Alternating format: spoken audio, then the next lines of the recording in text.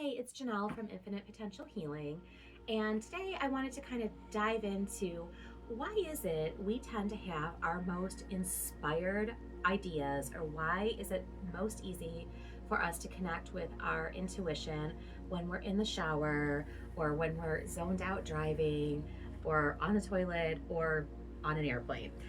So, the easy answer is when we are doing those other things, when we're showering, we are in the act of showering. Our attention and our awareness is just kind of focused on what we're doing, and we really allow our mind to wander. When we allow our mind to wander and we're not just kicking around all of those thoughts that we are constantly ruminating over on the hamster wheel of our mind, it really allows us to go into a more relaxed state that allows us to connect with spirit. That is when inspiration comes in. That is when intuition strikes. It's the same way when we're driving, especially when we're driving routes that we've driven, a million times before, where we're just completely zoned out, couldn't tell you what we passed, where we did, when we changed lanes. Not that that's the most not that that's the safest way to drive, but it happens, and we know that it happens.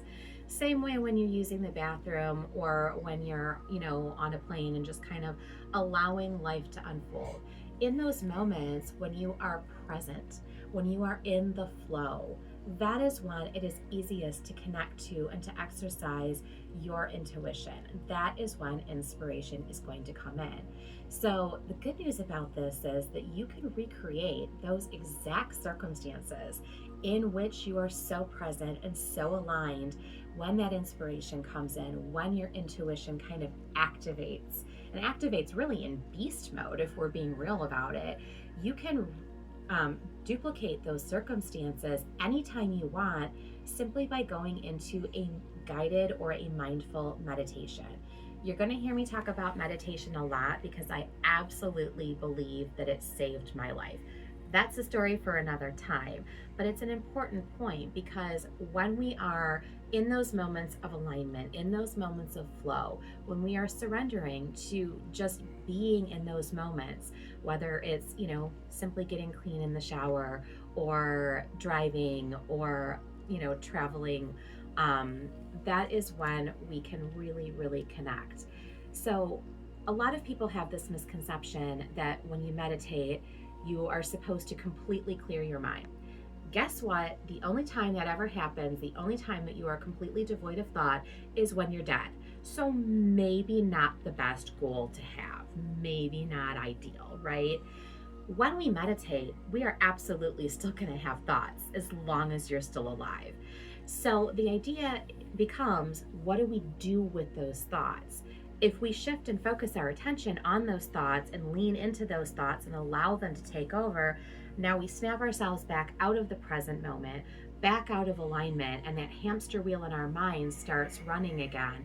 And we're very far from where we want to be, which is in the flow and in alignment, inspired, allowing our intuition to connect and come in. But when we acknowledge those thoughts and simply allow them to pass by, and we just release them rather than putting our active focus on them, now we're back to the being in the flow. And we have to acknowledge the thoughts because they're there. And by trying to ignore them, we're actually focusing more attention on them than we would if we just acknowledged them and released them. So we want to release them without leaning into them. And that's how we stay in a mindful meditation.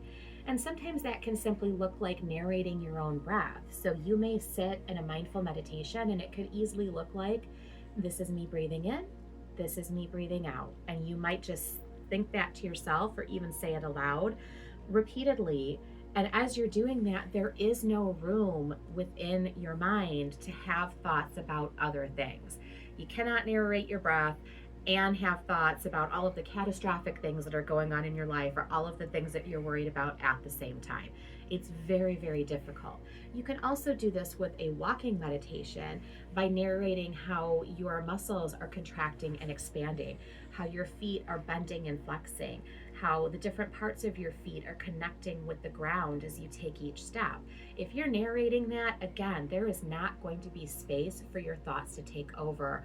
So you're setting the narrative, which is putting you in the present moment and really focused on exactly what you're doing in a moving meditation. So those are two different ways, mindful meditation or moving meditation, that you can put yourself into that flow state of receptivity, in that flow state of connectivity. And that's when you're going to have your most inspired ideas, and that's going to be when you are most connected to, most aligned with your intuition. So give it a try. Let me know which one is your favorite. Let me know which one works best for you. And allow yourself to connect, allow yourself to be inspired. Your intuition is a wonderful gift, and it is the way that you are meant to be in the present moment, the way that you are meant to be in flow state, and the way that it's meant to be really the compass of your life.